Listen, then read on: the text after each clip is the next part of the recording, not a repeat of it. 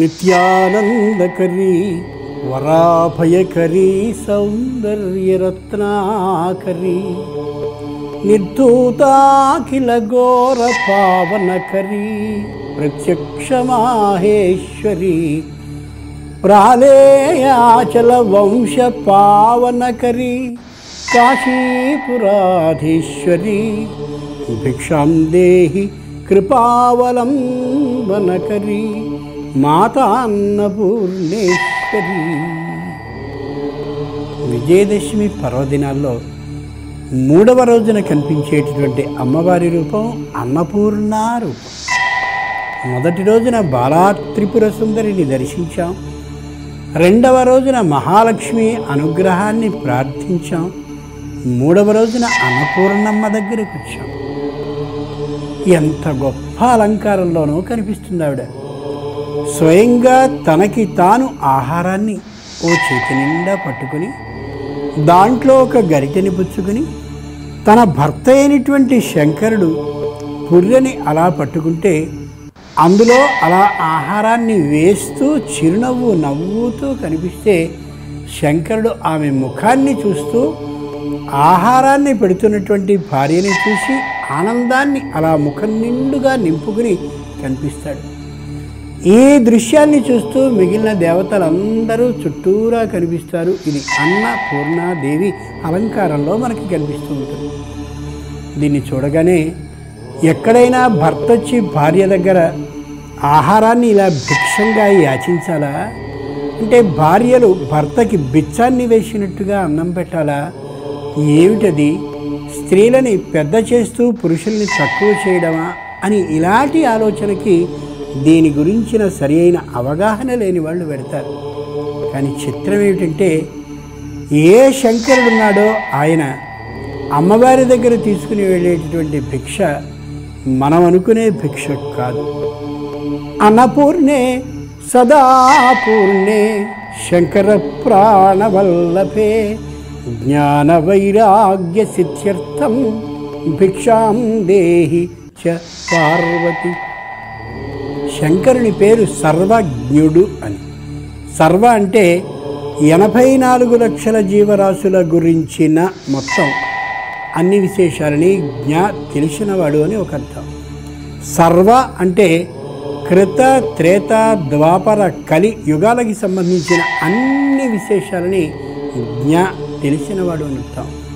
సర్వ అంటే జరిగిన భూతకాలం, జరుగుతున్న వర్తమాన కాలం, జరగబోయే భవిష్యత్ కాలం, వీటన్నిటి యొక్క విశేషాలని కూడా తెలిసినవాడు అని అర్థం. సర్వజ్ఞ అంటే ప్రళయం ఎప్పుడు వస్తుందో, ప్రళయం తర్వాత సృష్టి ఎప్పుడు వస్తుందో కూడా తెలిసినటువంటి వాడు అని అర్థం. అంతటి సర్వజ్ఞుడైనటువంటి శంకరుడు నాకంటే గొప్పవాడు ఎవరున్నారా అని ఆలోచించాడు. చాలా శ్రద్ధగా ఆలోచించుకోగలగాలి. లోకంలో కొద్దిపాటి పాండిత్యం కానీ ఉంటే అబ్బో నాకంటే గొప్పవాడు లేడు అని వెర్రవీగే వాళ్ళని చూస్తాం. కానీ శంకరునిలో ఉన్న గొప్పదనం ఏమిటంటే సర్వజ్ఞుడు. కాలాన్ని గురించి, దేవతలని గురించి, యుగాల గురించి, ప్రళయాంతం సృష్టి ప్రారంభం గురించి తెలిసినా కూడా నాకంటే తెలిసినవాడు ఎవరున్నారా అని ఆలోచించడం ఏదైతే ఉందో అది నిజమైన సర్వజ్ఞత్వము. అంటే నాకంటే తెలిసినవాడు ఉన్నాడు అనే అభిప్రాయంతో ఉండడమే నిజమైనటువంటి చదువొచ్చిన తనం. అలాంటి సర్వజ్ఞుడు ఎవరున్నారా నాకంటే గొప్పవాళ్ళని ఆలోచిస్తే ఆశ్చర్యం. అన్నపూర్ణే సదాపూర్ణే శంకర ప్రాణవల్లభే. తన భార్య అయిన అన్నపూర్ణ తనకంటే గొప్పది అని అనిపించింది. ఆశ్చర్యపడ్డాడు. నా భార్య నాకంటే సర్వజ్ఞురాలా, నాకంటే అన్ని విషయాలు తెలిసినదా, అంతటి ఉత్తమురాలా, అయితే ఆమె దగ్గరకే వెళ్ళాలి అని ఆలోచించుకుని శంకరుడు మనం ఏ విషయాన్నైనా సరే చెప్తూ ఉంటే ఏ బుద్ధితో గ్రహిస్తూ ఉంటామో ఆ బుద్ధి ఇదిగో ఈ మెదడుకి సంబంధించిన పుర్రె భాగంలో ఉంటుందో ఆ పుర్రెని తీసి కపాలంగా ధరించి, అంటే దీనిలో నిక్షిప్తం చేసుకోవడానికి ఇది ఒక గిన్నెగా చేసి ఆ పుర్రెని పట్టుకుని అమ్మ దగ్గరికి వెళతాడు. ఇప్పుడు నేనేదో మీకు చెప్తూ ఉంటే మీరందరూ స్వీకరించేటటువంటి ఆ అంశం దీనితో స్వీకరిస్తున్నారు అంటే మీ అందరూ ఆ కపాలాన్ని స్వయంగా భిక్షా పాత్రగా పెట్టుకుని స్వయంగా దానిలోనికి ఈ జ్ఞానభిక్షని తెచ్చుకుంటూ వింటూ ఉన్నట్లు అర్థం. ఇది తక్కువది కాదు, తప్పైనది కాదు, హేయమైనది కాదు, అసభ్యము కాదు, తగ్గించడము కాదు. అటువంటి జ్ఞానభిక్షని అమ్మవారు సదా పూర్ణే తన చేతిలో ఉండేటటువంటి పాత్రలోంచి అలా పెడుతూ ఉంటే, సహజంగా పాత్రలోంచి అన్నాన్ని పెడుతూ ఉంటే తక్కువ తక్కువ తక్కువ తక్కువ అయిపోవాలి. కానీ సదా పూర్ణే ఎంత జ్ఞానభిక్షని అమ్మవారు పెడుతూ ఉంటే అంతా కుండ అలా నిండుతూనే పైకి అలా వస్తూనే అన్న ఉంటుంది. అందుకనే లోకంలో చదువుకున్నవాడు ఎవరైనా ఉంటే ఆయన ఎంతమందికి యథార్థమైన అవగాహనతో చదువుని అలా చెప్తూ ఉంటే అంత కొత్తదైనటువంటి విషయము ఆయనకి తనకి వచ్చి చేరుతూ ఉంటుంది తప్ప అబ్బో 10 మందికి ఇప్పటికి చెప్పేశానరా, ఇంక ఈ రోజు నా దగ్గర విద్య లేదు, చదువు అయిపోయింది అని అనలేడు. కాబట్టి అమ్మవారు తన దగ్గర ఉండేటటువంటి ఏ పాత్ర అయితే ఉందో ఆ పాత్రలో అన్నం కాదు పెట్టుకున్నది, ఆవిడ జ్ఞాన స్వరూపాన్ని పెట్టుకుంది. ఆ జ్ఞానం అనేటటువంటి భిక్షని సర్వజ్ఞుడైనటువంటి శంకరుడికి ఇస్తూ ఉంటే ఆ శంకరుడు ప్రార్థిస్తున్నాడు, అన్నపూర్ణ ఓ సదాపూర్ణురాలా, శంకరునికి ఇష్టురాలైనదానా, జ్ఞాన వైరాగ్య సిద్ధ్యర్థం నువ్వు నాకు జ్ఞానభిక్షని ఇదిగో ఈ పుర్రెని పాత్రగా పట్టుకుని నిలబడ్డానమ్మా, నాకు చక్కగా జ్ఞానాన్ని ఏర్పాటు చేయి. ఈ జ్ఞానం వైరాగ్య సిద్ధ్యర్థం వైరాగ్యానికి అనుకూలంగా పరిణమించేందుకు అలా పురోగమించేందుకు ఏర్పాటు చేయి తప్ప ఈ జ్ఞానాన్ని అమ్ముకునేందుకు, ఈ జ్ఞానాన్ని మరొక విధంగా దుర్వినియోగపరిచేందుకు చేయకమ్మా అని ప్రార్థిస్తూ భిక్షాం దేహి జ్ఞానభిక్షని పెట్టు అని ప్రార్థిస్తాడు. అన్నపూర్ణ స్వరూపాన్ని జాగ్రత్తగా అలా పరిశీలించేటటువంటి సాధకుడైన వాడు అన్నపూర్ణని చూచి, అమ్మా నిన్న మహాలక్ష్మి రూపంలో పరీక్ష పెట్టావే, నాకు నేను నెగ్గగలిగి నీ దగ్గరకు వచ్చాను, నాకు కూడా జ్ఞానభిక్షని పెట్టు తల్లి.